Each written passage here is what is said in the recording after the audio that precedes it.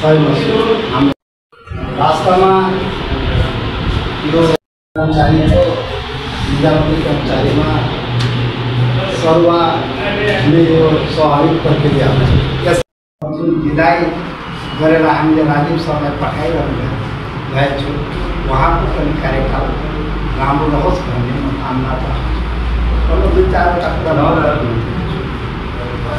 विगतमा को पनि स्मरण गराउँदै नयाँ सरलाई म केही विचारवटा भन्न चाहन्छु।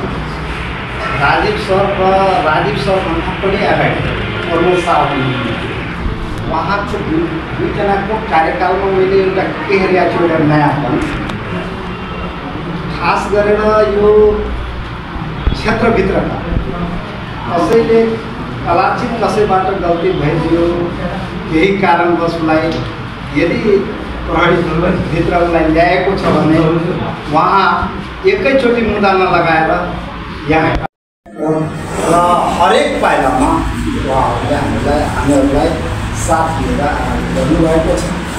त्यस्तै आउनुभएका पाउनुभएका हाम्रा साथीहरू पनि त्यस्तै किसिमको व्यवहार अपनाएर पीडित पक्षलाई न्याय होस् भन्ने वातावरणको सिर्जना गर्नुहोस्।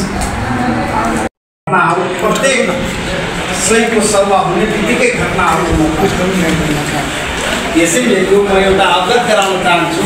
यसलाई हजुरले आजदेखि अहिलेदेखि नै सचेत भइदिनु होला भन्ने म कामना पनि गर्दछु।